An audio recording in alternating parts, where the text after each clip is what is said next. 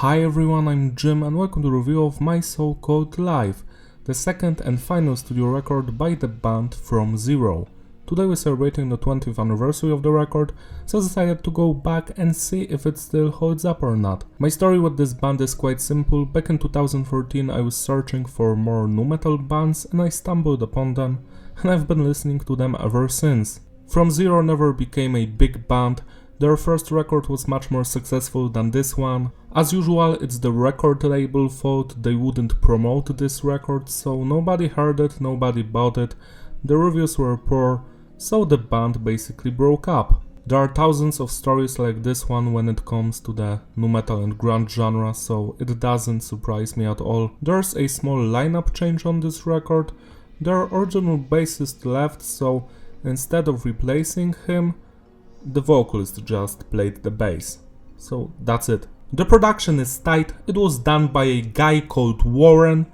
It's clean but heavy, a little bit too overproduced for my taste, but still it sounds very good. Message is diverse, songs are mostly about personal struggles, relationship issues, stuff like that, the usual thing. Structure of the tracks is basic, standard intro, verse chorus, bridge chorus, outro, and music is just nu metal, but not the old school nu metal like Korn or Limp Bizkit, the mainstream one. I usually call these bands the third wave of nu metal, you know, the bands that wanted to achieve success by mimicking other bands. So what it all comes down to is that you're getting a watered down version of nu metal, where there aren't many screams, no growling, no rapping, just singing and some cool instrumental work. The record starts with the song called Myself. It's my third favorite track here. The first thing you're going to notice here is the drumming. It's actually great throughout the entire record. The drummer can groove, he's precise, he can play it fast, he can play it slow, he can do it all. Next is the bass, it's audible. The bassist plays his own lines and sometimes he follows the guitars. Then we have the guitar work. It's actually my favorite part of this record. The guitarists are talented and they can do various interesting guitar riffs.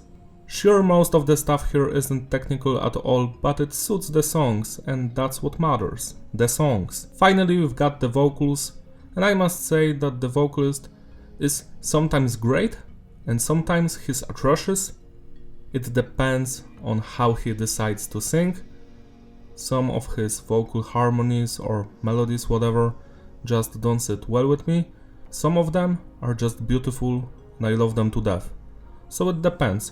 Also, he screams on one of the songs. Myself is a classic nu metal radio friendly song. I'm not sure if it's featured in any video game, but it should be. It has that racing vibe to it. 10 out of 10. Next track is called Lines. It's one of the weaker ones here. I enjoy the chorus, but everything else not so much. It's just decent. 6 out of 10. Sorry, on the other hand, is also one of the weakest songs here, but it's mostly because of the vocals. The verses are just ooh. His singing is not for me here, but he's singing great at the chorus, so what gives? I love the chorus and the intro and the outro. The rest of the track, meh. 6 out of 10. My So-Called Life. Now this song is way better than the previous two. I enjoy the vocal performance here much more. It's still not perfect. There are some moments here and there that I don't want to hear, but overall it's an improvement. 7 out of 10. Sold Out. Another weaker track. I still enjoy it. The biggest flaw here are the vocals. Some of them not for me, but I do enjoy the chorus. 6 out of 10. I Don't Care Anymore is a Phil Collins cover, and it's actually quite nice, but some of the vocals aren't for me, you know. I like the instrumental work. The vocals, not so much, they're just fine. 6 out of 10. Time of the Day is where this record actually becomes interesting. You know, I love the first song, but the previous 5 ones were just decent or good. This one, yet again, has some vocal lines that I hate, but overall it's great. I love the instrumental work, it has much more energy than the previous tracks, and it's interesting. The chorus is great. 7 out of 10. Drama Queen is my favorite song on this record. I love every second of it. The vocals are actually great, especially in the chorus. The chorus is legendary. I love his singing here. The instrumental work is impeccable. I love the guitar riffs, the atmosphere this song has. It sounds very nostalgic, even if I didn't hear it when I was a young child. But I still feel it, you know, this is a great song. 10 out of 10. Fleeting Glimpse could have been a masterpiece, but of course the vocalist had to fuck it all up. His singing here is atrocious in some parts, but he's great in the chorus. So why? Just why? The instrumental work in this song in particular is astonishing. I love how fast and energetic it is, and that outro is just great. It has a small lead guitar work. Should we call it a guitar solo? I don't know. It sounds almost like a guitar solo, but I guess it's not. But I do love it. 8 out of 10. Free Without a Struggle. Now this is a power ballad or some shit, you know. It's a much slower song, much more mellow, but it has a crushing chorus that is just beautiful. It's heavy, it has cool singing. Also, I forgot to mention that the previous song had screaming.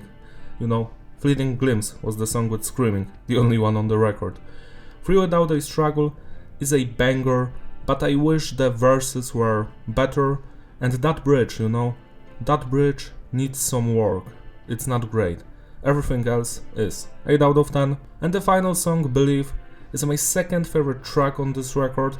I love its energy, intensity. The verses are so cool, they're full of life.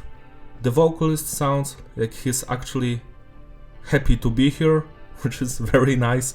And the chorus, yeah, the chorus here is my least favorite thing, but it doesn't ruin the rest of the song. It's just here. So yeah, 10 out of 10. To sum it all up, the consistency is stable and the flow is fitting. Replayability, yeah, it's a great record. I enjoyed it from beginning to the end. Sure, the first part of the album isn't as great as the second one, but there aren't any weak songs here. If it were up to me, I would remove one song, like Sorry or maybe that Phil Collins cover, you know, to make the record more interesting, because when the music is shorter you don't get bored by it. My only complaint about this record is the singing. Some of the singing, awful.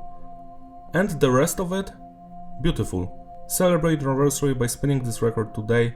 It deserves your love and attention. This band had just 2 albums, but I had to recommend them to you guys. That's it from me.